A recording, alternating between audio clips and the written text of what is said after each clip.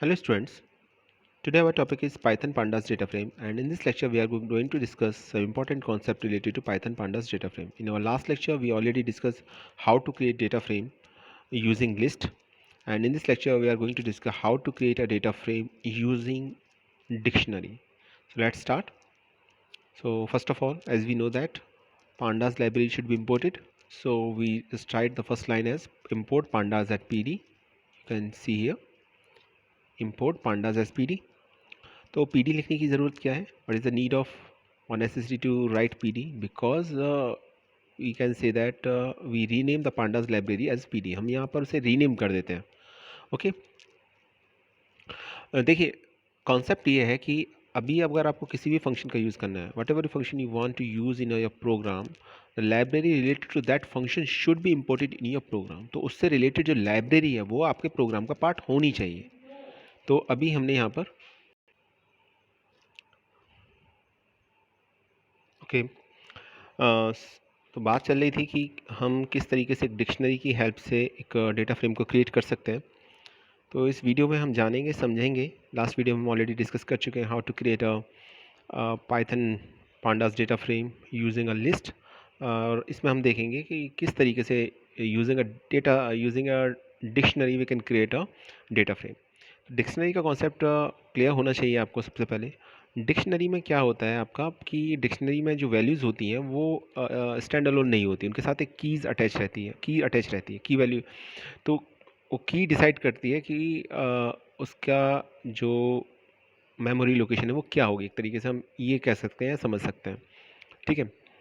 तो की और वैल्यूज़ को कॉलन के साइन से सेपरेट किया जाता है. पहले की लिखी जाती है, then after we have to write value regarding to that key. Clear. And second concept ये है कि जो की है that should be immutable data type. तो उसका डेटा टाइप इम्यूटेबल होना चाहिए. तो ये भी जैसे स्ट्रिंग है, तो स्ट्रिंग इम्यूटेबल डेटा टाइप है, तो आपकी एक स्ट्रिंग हो सकती है उस केस के अंदर. तो आगे देखते हैं. अभी देखिए इसके अंदर सबसे पहली लाइन क्या होगी, import pandas as P D. Obviously this is our first line of our program, क्योंकि जैसे अगर किसी भी फंक्शन को हमें जो एक पर्टिकुलर एक लाइब्रेरी से बिलोंग करता है उसको अपने प्रोग्राम में यूज़ करना है, that library should be imported to your program. आप only after that you can use that function to your program. तो उसके बाद ही आप अपने उस फंक्शन को यूज़ कर सकते हैं, पर वो लाइब्रेरी आपके प्रोग्राम का पार्ट होनी चाहिए. Clear. So first line should be import pandas as P D. Then after data. Data curly bracket का साइन ये इंडिकेट कर रहा है कि हम यहाँ डिक्शनरी हमने यहाँ पर क्रिएट की है.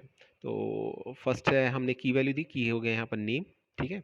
की का हमने नेम दिया नेम. नेम ही दे दिया, N A M E name. और सिंगल कोट के अंदर डिफाइन है, obviously it is a string. और उसके बाद कॉलन का साइन आप देख पा रहे होंगे. उसके बाद हमने एक सिंगल वैल्यू ने देख के हमने एक वैल्यूज़ को दिया एक लिस्ट की फॉर्म में. और ऐसा करने की सिर्फ एक वजह है, वो ये the only cause behind that is we want to create a data frame. हम यहाँ डेटा फ्रेम क्रिएट करना चाह रहे हैं. एक सिंगल वैल्यू से हमारा काम नहीं चलेगा, हमें मल्टीपल वैल्यू चाहिए, मल्टीपल रोज चाहिए. तो हमने यहाँ पर मल्टीपल वैल्यूज़ दे दी. सिंगल वैल्यू देंगे तो गलत नहीं होगा, लेकिन उससे कुछ बहुत ज़्यादा आप अचीव नहीं कर पाओगे. तो अभी मैं समझाऊंगा कैसे. देखिए चलिए अभी समझा देते हैं. आप आंसर को देखिए, इसके ज़रा आउटपुट को देखिए. तो आप जो नेम देख पा रहे हैं ना, तो नेम देख पा रहे हैं टॉम, जैक, स्टीव, रिकी, ये सब आपका ये नेम कॉलम की फॉर्म में आ पा रहे हैं. तो हम कह सकते हैं कि हमने मल्टीपल रोज क्रिएट किए हैं और उसमें डिफरेंट जो नेम है वो टॉम, जैक, स्टीव और रिकी है. तो ये एडवांटेज रहता है. अदरवाइज अगर हम एक सिंगल नेम देते तो सिर्फ इतना ही डेटा क्रिएट होता, ये अदर रोज क्रिएट नहीं होती. ऐसे ही अभी हमने सेकंड एक की का नेम लिया हमने age, and the value should be values है are 28, 34, 29, 42. Value should be equal to that age that of the name. तो जितने नेम लिए हैं उतनी ही हमारी एज भी होनी चाहिए. अगर ऐसा नहीं है तो फिर प्रॉब्लम होगी. तो आपको स्टार्टिंग में तो अभी उतना ही लेना है, बाद में मैं समझाऊंगा क्या प्रॉब्लम क्रिएट होती है उस केस में. तो 4 स्टूडेंट नेम थे हमारे पास सपोज़. तो हमने 4 की एज डिफाइन की. टॉम की 28 है, जैक की 34 है, स्टीव की 29 है और रिकी की 42 है. तो इसके बाद क्या होगा, आपने इसमें ये देखा, देखिए हमने एक सिंपल डिक्शनरी क्रिएट की जिसमें हमने की लिया और की के रिगार्डिंग जो वैल्यूज़ थी उसको हमने लिस्ट की फॉर्म में लिया. तो ये कॉन्सेप्ट है. तो 2 कीज़ हैं और उसके रिगार्डिंग डिफरेंट वैल्यूज़ हैं. तो जब हमने इसको डेटा फ्रेम में कन्वर्ट किया, कैसे किया, हमने लिखा D F equal to P D dot data frame data. So जो डेटा है ना, इसको हमने as a parameter value pass कर दिया डेटा फ्रेम फंक्शन के अंदर। तो क्या होगा, that data should be converted into a data frame. तो ये डेटा फ्रेम में कन्वर्ट हो जाएगा। तो जब कन्वर्ट होगा तो हमें कैसे पता चलेगा कैसे कन्वर्ट हुआ है क्या? तो आप इसको फिर प्रिंट स्टेटमेंट के थ्रू प्रिंट कराइए, तो आपको पता चलेगा। आपने प्रिंट डीएफ लिखा, DF is the name of the data frame, तो ये आउटपुट आएगा। अब इसमें देखिए जो इंपॉर्टेंट बात है समझने की, वो है कि the name of the key is the name of the column. जो की का नेम है वही कॉलम का नेम भी है। ओके। और जो वैल्यूज़ हैं वो आपकी इस तरीके से डिफरेंट रोज़ की फॉर्म में आ रही हैं। तो हमारे पास टू कॉलम्स बन गए हमारे, एक नेम का कॉलम बन गया, एक हमारे पास एज का कॉलम बन गया। या हम कह सकते हैं कि नेम के रिगार्डिंग जो वैल्यूज़ थी वो नेम कॉलम में रिफ्लेक्ट हो रही हैं, एज के रिगार्डिंग जो वैल्यूज़ थी वो एज कॉलम में रिफ्लेक्ट हो रही हैं। और नेम और एज चूँकि एक ही डिक्शनरी का पार्ट थे, that are the part of the same dictionary, so that's why we create a data frame. तो हमें यहाँ पर एक डेटा फ्रेम मिल गया विच हैव टू कॉलम्स, जिसमें टू कॉलम्स हैं। तो टू कॉलम्स तो होनी चाहिए थे data frame, proper data frame बनाने के लिए। तो यहाँ पर हमारे पास टू कॉलम नेम है, नेम और age. Now the second question arises, that is, that in our mind is, name comes first and then after name, age comes first then after name। Age पहले आ रहा है, name बाद में आ रहा है, क्यों? नेम पहले आना चाहिए, एज बाद में आना चाहिए। The reason behind that is, dictionary is an unordered data type. Dictionary का जो डेटा टाइप है ना, डिक्शनरी जो है अनऑर्डर्ड डेटा टाइप है, इसमें कोई फिक्स ऑर्डर नहीं होता है। Like list, string, tuple, list, ऐसा नहीं होता है वहाँ पर। इसलिए तो की का कॉन्सेप्ट है वहाँ पर। ठीक है, की का कॉन्सेप्ट इसलिए इंट्रोड्यूस किया गया क्योंकि अनऑर्डर्ड है। ठीक है, की के अकॉर्डिंग वैल्यू फैच की जाती है, इसमें कोई सिस्टमेटिक ऑर्डर नहीं कि ये पहले आएगी ये वैल्यू या ये बाद में आएगी। तो ये याद रखिएगा कि आपने जो भी कुछ डेटा, जो भी डिक्शनरी बनाई है, उसको डिक्शनरी को अगर आपने डेटा फ्रेम में कन्वर्ट किया है, तो उस केस में ऑर्डर में भी चेंज, तो ऑर्डर चेंज हो सकता है, नेम हो सकता है एज पहले आए, हो सकता है नेम बाद में आए। वैल्यू चेंज नहीं होगी, ऑर्डर चेंज होगा, याद रखिएगा। फॉर एग्जाम्पल मैं यहाँ पर बताना आपको ये चाह रहा हूँ, I want to tell you just only one thing, that जब कभी भी टॉम आएगा तो टॉम के रिगार्डिंग जो एज आएगी दैट शुड बी 28, वो 28 ही आएगी, उसमें कोई डाउट नहीं है। ये बात अलग है कि नेम पहले आ सकता है या एज पहले आ सकती है, that is an another thing, because it is an unorder data type. Data dictionary is an unorder data type and we and here we create a data frame using an unorder data type, that is a data dictionary. तो हमने यहाँ पर जो create किया है ना, हमने हमने यहाँ पर डेटा डिक्शनरी की हेल्प से डेटा फ्रेम को क्रिएट किया है। तो ये एक है, तो इसमें आप परेशान मत होइएगा, नो नीड टू वरी। यहाँ पर बस कॉन्सेप्ट इतना ही है कि हमने डिक्शनरी को हेल्प हेल्प से एक डेटा फ्रेम क्रिएट किया है। And the main advantage behind this is कि इसमें जो कीज़ होती हैं that is the name of the column, तो वो कॉलम का नेम ऑटोमेटिकली बन जाती हैं, आपको अलग से बनाने की ज़रूरत नहीं है। That is the most important part of this code. तो ये इस कोड का सबसे इंपॉर्टेंट पार्ट है कि जब कभी भी आप डेटा डिक्शनरी की हेल्प से डेटा फ्रेम को क्रिएट करेंगे, तो उस केस में याद रखिएगा कि हमेशा कीज़ जो होती हैं कॉलम्स का नेम बन जाती हैं, जैसे इस केस के अंदर हो रहा है। क्लियर? आगे देखते हैं। चलिए, ये है एग्जाम्पल नंबर 2।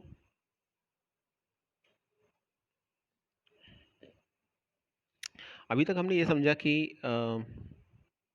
ठीक, कि जो नेम इंडेक्स का नेम होता है वो बाय डिफ़ॉल्ट 0 से स्टार्ट होता है। We know this thing very much, very well. तो अभी हमें, now if you want to change the name of the index, then what we have to do, क्या करना होगा हमको? उस केस में आपको index as a parameter use करना होगा, पैरामीटर वैल्यू यूज़ करना होगा। ये देखिए, अभी आप इस प्रोग्राम को प्रीवियस प्रोग्राम से कंपैरिजन करेंगे तो आप पाएंगे इसके अंदर कि कुछ भी चेंज नहीं है, सिर्फ एक बात को छोड़ के, और वो ये है कि हमने इसमें क्या यूज़ किया है, index parameter. Index parameter used in this program, that is the only one difference between these two programs। ये देखिए, ये फर्स्ट प्रोग्राम था, यहाँ पे सिर्फ डेटा यूज़ किया था, इसमें हमने इंडेक्स यूज़ किया है। रेस्ट नेम भी वही है, और एज भी वही है, मतलब जो की वैल्यू का कॉम्बिनेशन है सेम लिया हमने, उसमें कोई चेंज नहीं किया। और हमारे यहाँ पर ऑब्जेक्टिव क्या है? हमारा ऑब्जेक्टिव ये है यहाँ पर कि जो हम हमारे नेम है उनके रिगार्डिंग जो डिफरेंट, हम क्या कहें इसको, इंडेक्स वैल्यूज़ हैं, हम उसको रीनेम करना चाह रहे हैं, तो इसलिए हमने यहाँ पर इंडेक्स पैरामीटर यूज़ किया है। तो ये इंडेक्स पैरामीटर आ गया, rank 1, rank 2, rank 3, rank 4, 28, 34, 29, 42, these are the age ठीक है, और ये हो जाएगा आपका नेम। तो ये पहले की तरह शो होगा, बस फ़र्क सिर्फ इतना होगा कि इस बार इनकी वैल्यू इंडेक्स वैल्यूज चेंज हो जाएंगी। अब देखिए rank 1, rank 2, rank 3, rank 4 show हो रहा है स्क्रीन पर। Now let us take an another example. Okay, now create a data frame from list of dictionary. अभी इसमें क्या है, इसमें यह है कि हम ना तो हम लिस्ट की बात कर रहे हैं ओनली यहाँ पर, और ना ही हम सिर्फ डिक्शनरी की बात कर रहे हैं, हम दोनों की बात करते हैं। हम एक लिस्ट बनाते हैं जिसके जो डेटा आइटम्स होंगे वो डिक्शनरी होगी। क्लियर है? तो हम लिस्ट में as a data item different dictionaries को पास करेंगे। डिक्शनरीज के अपने एलिमेंट होंगे, की वैल्यू का कॉम्बिनेशन होगा। तब क्या होगा, अब ये बड़ा इंटरेस्टिंग है, इसको देखते हैं। तो सबसे पहले तो एज यूजुअल हमें वही करना है, import pandas SPD, pandas library को अपने प्रोग्राम में इंपोर्ट करना है।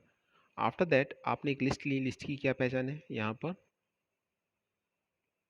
स्क्वायर ब्रैकेट का साइन, और इसके अंदर हमने टू डिक्शनरी पास कर दी। ये आप देख पा रहे होंगे टू डिक्शनरी है, कर्ली ब्रैकेट्स के अंदर हमने डिक्शनरीज को पास कर दिया। अब क्या होगा,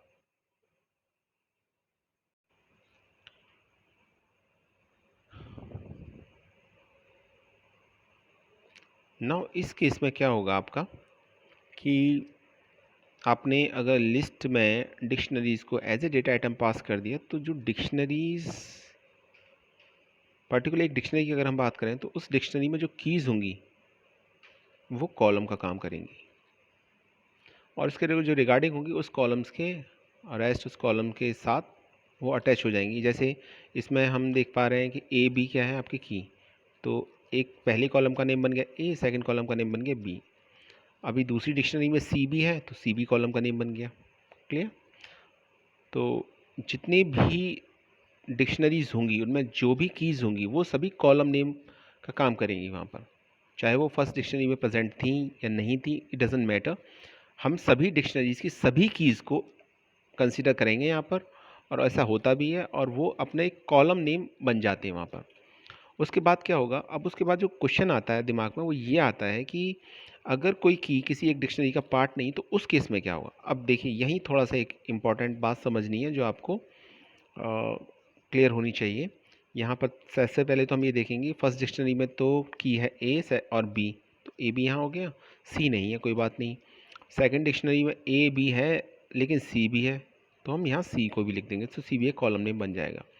अब जहाँ तक बात है इंडेक्स की, तो इंडेक्स हो जाएगा 0 और 1, टू ही वैल्यूज़ हैं इसके अंदर। ठीक है, क्योंकि टू डिक्शनरी पास हुई है इसके अंदर। तो फर्स्ट डिक्शनरी के ए के रिगार्डिंग वैल्यू देखेंगे तो 1, बी के रिगार्डिंग वैल्यू देखेंगे तो 2, तो 1 और 2 दोनों आ जाएंगे यहाँ पर। लेकिन सी के रिगार्डिंग तो कोई वैल्यू नहीं है, तो क्या होगा, तो फिर यहाँ पर शो होगा N A N. N N का मतलब होता है नॉट ए नंबर, ये बताता है मिसिंग एरिया। और मिसिंग एरिया क्यों है, क्योंकि यहाँ पर कोई वैल्यू नहीं है, सी की नहीं है तो की के रिगार्डिंग कोई वैल्यू नहीं है फर्स्ट डिक्शनरी में, तो यहाँ एन ए एन शो होगा। सेकंड डिक्शनरी की अगर हम बात करें तो उसमें ए बी सी तीनों की ही वैल्यू है, तो ए के रिगार्डिंग वैल्यू 5 प्रिंट हो जाएगा, बी के रिगार्डिंग 10 और सी के रिगार्डिंग 20, तो 5 10 20 तीनों प्रिंट हो जाएगा। तो ये था यहाँ पर, आई थिंक अभी ये समझ में आ गया होगा आपको। चलिए अभी हम इसमें थोड़ा सा एक चेंज और करते हैं। हमने अभी तक ये किया कि हमने लिस्ट ऑफ डिक्शनरी की हेल्प से हमने डेटा फ्रेम तो क्रिएट किया, लेकिन उस डेटा फ्रेम में जो इंडेक्स था या जो हमारी रो के नेम थे वो बाय डिफ़ॉल्ट जो 0 1 से काउंटिंग स्टार्ट होती है वही शो हो रहे थे। अब हमें उसको भी चेंज करना है, तो उसके लिए हमें इंडेक्स पैरामीटर को यूज़ करना पड़ेगा। तो अभी आप देखिए इस प्रोग्राम में, आप पिछले प्रोग्राम में अगर हम कंपैरिजन करेंगे तो एक ही चेंज है, वो ये कि इस प्रोग्राम में हमने इंडेक्स पैरामीटर को यूज़ किया है, तो आंसर सेम होगा, बस एक छोटा सा फ़र्क होगा, स्मॉल डिफरेंस, और वो ये होगा कि यहाँ पर आपका डिफरेंट इंडेक्स के नेम आ जाएंगे फर्स्ट एंड सेकंड। आप देख पा रहे होंगे यहाँ पे ये फर्स्ट आ जाएगा, देन आफ्टर सेकंड। ओके, बाकी जो आउटपुट था ये तो पिछली बार भी था, बस इंडेक्स नेम चेंज हो जाएगा। तो ये ध्यान रखिएगा आप। इस तरह से आप लिस्ट ऑफ डिक्शनरी की हेल्प से भी डेटा फ्रेम को क्रिएट कर सकते हैं बड़ी आसानी के साथ।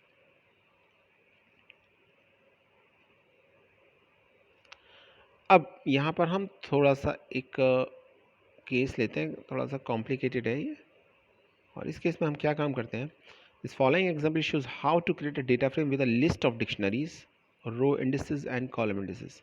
तो इसमें रो और कॉलम दोनों को ही हम नेम दे दे रहे हैं, अभी तक तो हमने सिर्फ रो को ही नेम दिया, कॉलम को दिया नहीं। अब हम रो और कॉलम दोनों को ही नेम दे देंगे। और हमारे पास डिक्शनरी भी पहले से है। याद रखिएगा कि जब डिक्शनरी में हम डिक्शनरी की हेल्प से जब हम डेटा फ्रेम को क्रिएट करते हैं तो जो डिक्शनरी की कीज़ होती हैं वो कॉलम का नेम का काम करती हैं। लेकिन अगर हम अलग से नेम दें तो क्या होगा? उस केस में क्या होगा? अगर हम कॉलम पैरामीटर्स वैल्यू को यूज़ करें और अलग से नेम देने की कोशिश करें तो उस केस में क्या होगा? ये बात समझने की है, इसको समझिए। तो सबसे पहले हमें क्या करना होगा, इंपोर्ट पांडाज एसपीडी, इस लाइन को तो लिखना होगा। ये लाइन आप जानती हैं क्यों लिखा जाता है। पांडाज एक लाइब्रेरी है, पांडाज के फंक्शन हमें यूज़ करने हैं। इस केस में जो फंक्शन यूज़ हो रहा है उसका नाम है डेटा फ्रेम। डेटा एक फ्रेम एक फंक्शन है जिसका काम डेटा फ्रेम को क्रिएट करना है आपके अपने प्रोग्राम के अंदर। तो उसकी वजह से हम पांडास को इंपोर्ट करा रहे हैं। उसके बाद आपने देखिए सेकंड लाइन के अंदर देखिए आपने एक लिस्ट ऑफ डिक्शनरी क्रिएट कर दी, जैसे हम अभी तक करते आए थे। प्रीवियस क्वेश्चन में भी हमने किया था, इस क्वेश्चन में भी हमने कर दिया है। फर्स्ट डिक्शनरी में की हुए हैं आपकी ए और बी, और उसके रिगार्डिंग जो वैल्यू है वो है 1 और 2। और इसी तरीके सेकंड डिक्शनरी में हो गया ए बी सी, उसके रिगार्डिंग वैल्यू हो जाएगी 5 10 20। क्लियर? और ये सभी एक लिस्ट के अंदर है, तो it means that that is a part of the list, और ये डेटा आइटम्स की तरह बिहेव करेंगे यहाँ पर। ये हम पहले से जानते थे, तो इसमें कुछ नया नहीं है। अभी हमको एक डेटा फ्रेम क्रिएट करना है, तो हमने एक डेटा फ्रेम का नेम दिया DF1। और डेटा फ्रेम को क्रिएट करने के लिए first of all we have to write PD। ठीक है, PD क्या रिफ्लेक्ट कर रहा है? पांडास को। फिर लगाया हमने dot, dot operator, dot operator के बाद हमने लिखा data frame, and then after data frame आपको क्या लिखना है? डेटा। ये डेटा क्या है?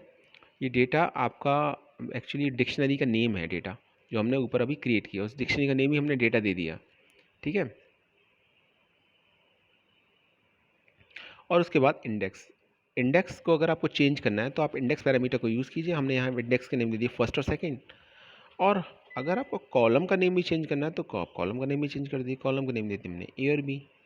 तो अभी हमने देखिए यहाँ पर ये बात समझनी है आपको कि कॉलम में कॉलम के जो नेम्स होते हैं वो डिक्शनरी की कीज़ होती हैं एक्चुअली।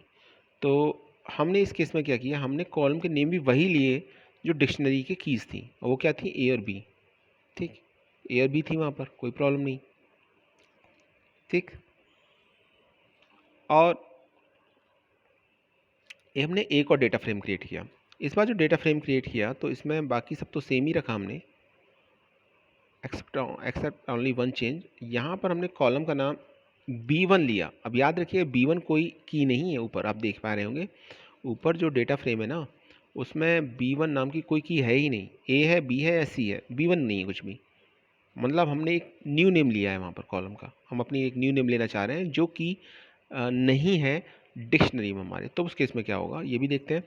तो इसको देखने के लिए, समझने के लिए हमको DF1 को और DF2 को दोनों को प्रिंट कराना होगा डेटा फ्रेम को, क्योंकि दोनों को प्रिंट कराएंगे तभी हमें डिफरेंस क्लियर पता होगा। देखिए करने की कोशिश क्या की गई है प्रोग्राम के अंदर करने की कोशिश ये की गई है कि हमको ये बहुत अच्छी तरीके से पता है, आई थिंक अभी तक आपको ये समझ में आ भी चुका होगा कि जब कभी डिक्शनरी की हेल्प से हम डेटा फ्रेम को क्रिएट करते हैं तो डिक्शनरी की जो कीज़ होती हैं वो डेटा फ्रेम के कॉलम का काम करती हैं। अब बात ये आती है कि एक column as a parameter value हम पास करते हैं जब हम डेटा फ्रेम क्रिएट करते हैं, तो क्या उसकी ज़रूरत है? नहीं है।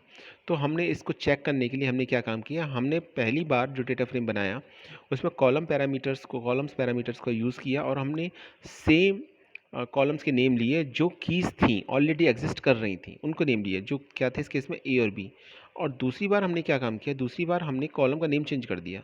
एक तो एग्जिस्टेंस की को रखा हमने ए, लेकिन B1 नाम की कोई की तो है नहीं, तो हमने B1 को भी लिखा और देखा कि होता क्या है। तो हमने एक प्रिंट स्टेटमेंट दिया, प्रिंट DF1 और प्रिंट DF2। इसको जब एग्जीक्यूट करेंगे तो आंसर कुछ ये आएगा, ये देखिए। जब ए और बी को प्रिंट करेंगे यानी फर्स्ट का आउटपुट देखेंगे तो कोई प्रॉब्लम है ही नहीं।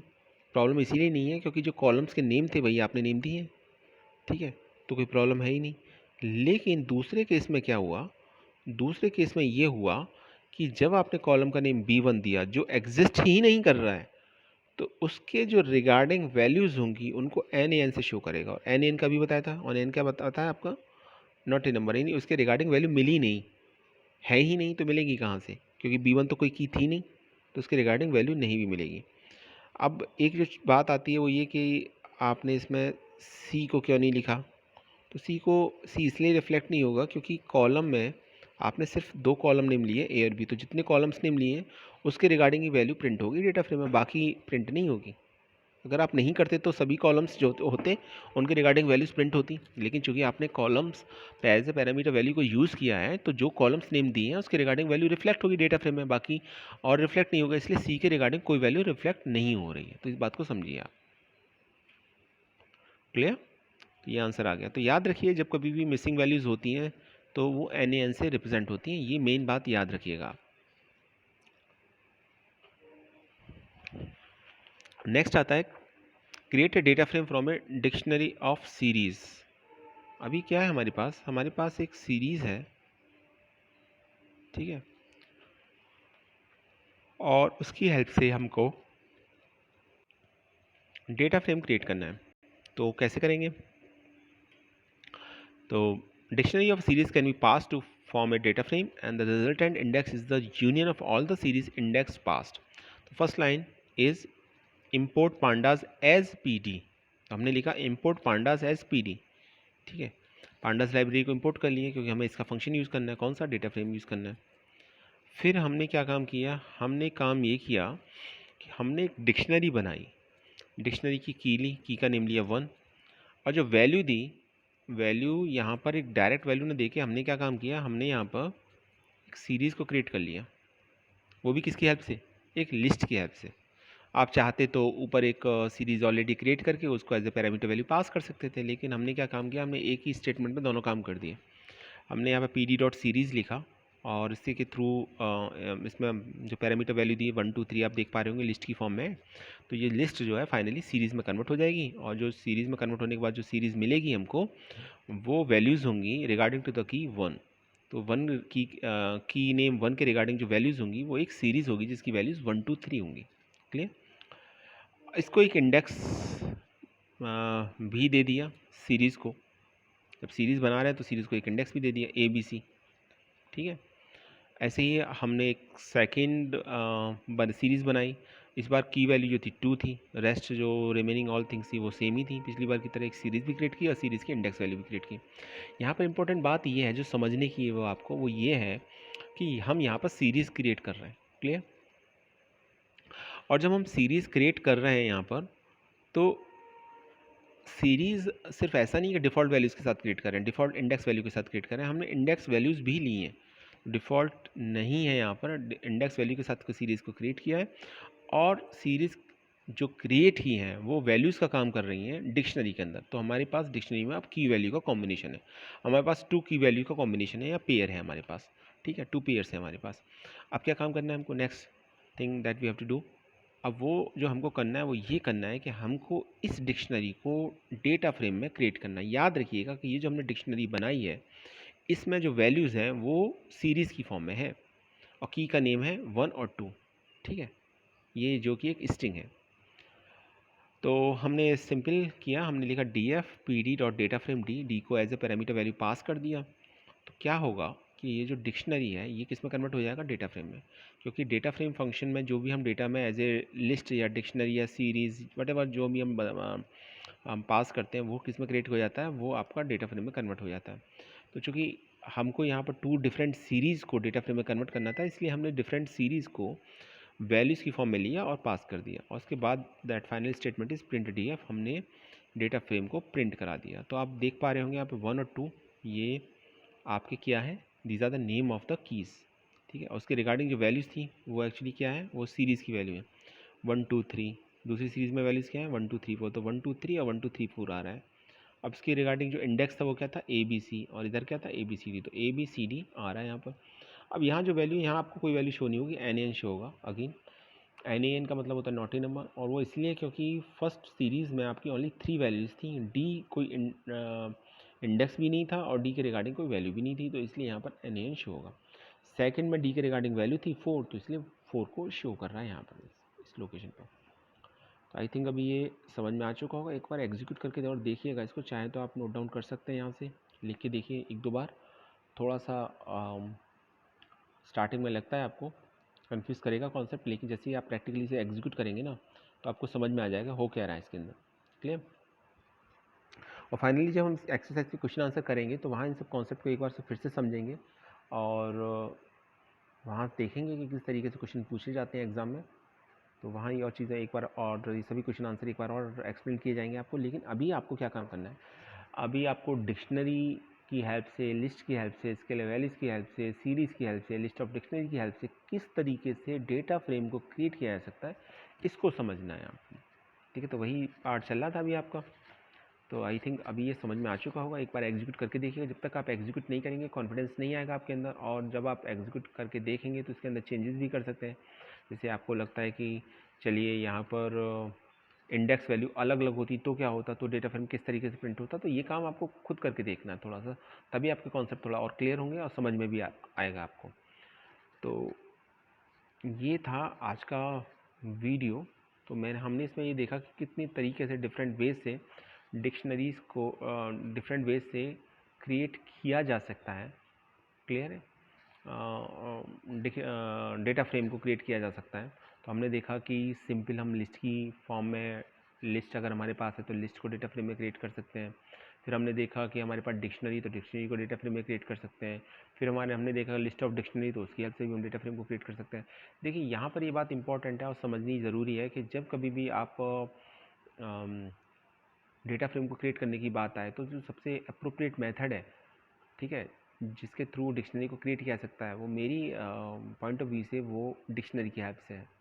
तो डिक्शनरी की हेल्प से ही आप कोशिश कीजिएगा डेटा फ्रेम क्रिएट करने की। अगर कहीं कुछ नहीं दे रखा है एग्जाम में, आपको डेटा फ्रेम क्रिएट करना है, तो फर्स्ट पार्ट जो आता है डेटा फ्रेम का वो ये आता है कि सबसे पहले कोई क्वेश्चन होगा, देखिए, तो उसमें आपको या कोई भी न्यूमेरिकल प्रॉब्लम होगी या प्रैक्टिकली आपको कुछ भी इंप्लीमेंट करना होगा डेटा फ्रेम पे, तो फर्स्ट ऑफ ऑल आपको डेटा फ्रेम क्रिएट करना होगा। उसके बाद ही तो कोई ऑपरेशन करेंगे। अभी तो ऑपरेशन की हम बात ही नहीं कर रहे हैं, किसी भी न्यूमेरिकल कैलकुलेशन की जो डेटा फ्रेम पर परफॉर्म किए जा सकते हैं उसकी हम बात नहीं कर रहे हैं। अभी हम बात यहाँ पर सिर्फ ये कर रहे हैं कि हम डेटा फ्रेम किस तरीके से क्रिएट कर सकते हैं, तो वो आपको क्लियर होना चाहिए। तो जब आप एक बार डेटा फ्रेम को क्रिएट करना सीख जाएंगे, डेटा फ्रेम को, तो आगे आप और भी एप्लीकेशंस और भी उस पर जो फार्मूलाज हैं या जो न्यूमेरिकल कैलकुलेशन है वो आसानी से अप्लाई कर सकते हैं और उसको समझ सकते हैं। वो इतना डिफ़िकल्ट पार्ट नहीं है। इंपॉर्टेंट तो है ऑब्वियसली, पर डिफ़िकल्ट पार्ट नहीं है। तो फर्स्ट जो असेंशियल थिंग है that should be very clear, वो ये कि how to create data frame. तो डेटा फ्रेम को कैसे क्रिएट करना है ये आपको पता होना चाहिए, और डिफरेंट मेथड्स के थ्रू डेटा फ्रेम को क्रिएट करने आना चाहिए। मैं एक बार थोड़ा सा रिवाइज करा देता हूँ आपको ताकि क्लियर हो जाए अभी तक हमने इसके अंदर क्या पढ़ा, क्या सीखा, क्योंकि अभी टॉपिक कंप्लीट हो चुका है।